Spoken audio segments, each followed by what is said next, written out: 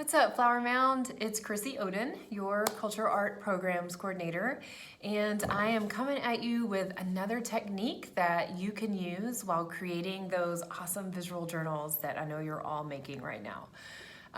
Just a quick recap, we are challenging you to create a visual journal based on your experiences of everything that's happening right now.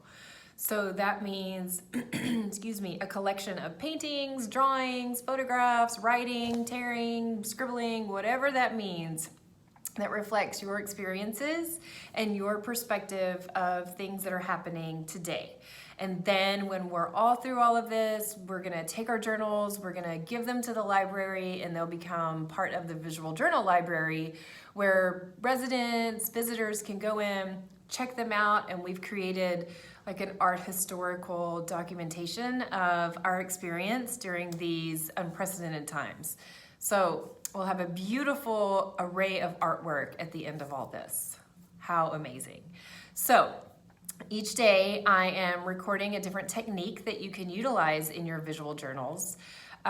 Today I'm going to show you something that you can use when you're maybe layering some of your backgrounds. So background pages are a huge part of visual journaling. I know that a blank white page can be really scary. So once you just kind of start layering things on that background, ideas will start to form and they'll come to you. Trust me on that. So today I'm going to show you how to put some text onto your background without actually writing anything. So the materials that I'm using today include Mod Podge.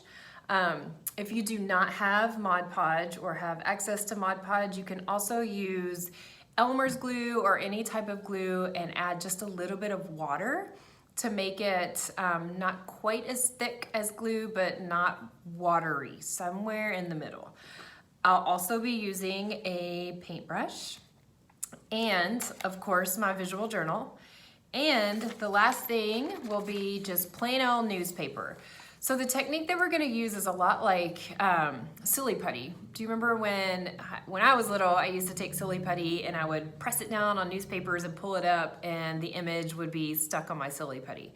So basically that's what we're doing today.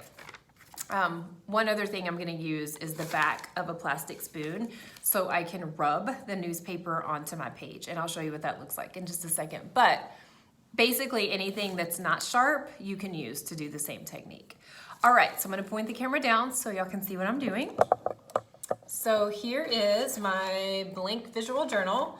This is a little tub that I have poured some Mod Podge into. So what I'm gonna do is I'm gonna take my paintbrush, and you have to work a little quickly once you get started. And then I'm gonna quickly apply a thin layer of Mod Podge, just like that. And while it's still wet, I'm gonna take my newspaper, lay it on top, and take the back of my spoon and rub in a circular motion. So you're gonna do this for about 20 seconds.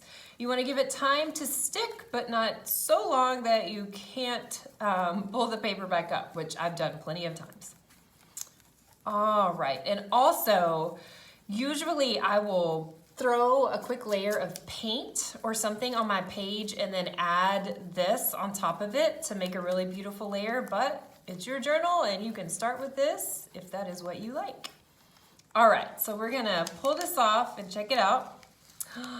Voila, there we go. So that is how you transfer paper onto your visual journal. Sometimes a little bit of the paper might stick, and that's actually okay with me. I think it adds a little bit of interesting texture to the page as well. So like I said, you need some sort of like newsprint type paper in order to do this. Slick pages from a magazine don't work as well, so you need that nice permeable paper like on newsprint. All right, well, I will see you soon with another technique for your visual journals. Remember, any questions, any suggestions, any techniques that you would like to see me do, please email me, krissi.oden@flower-mound.com. See you soon, Flower Mound.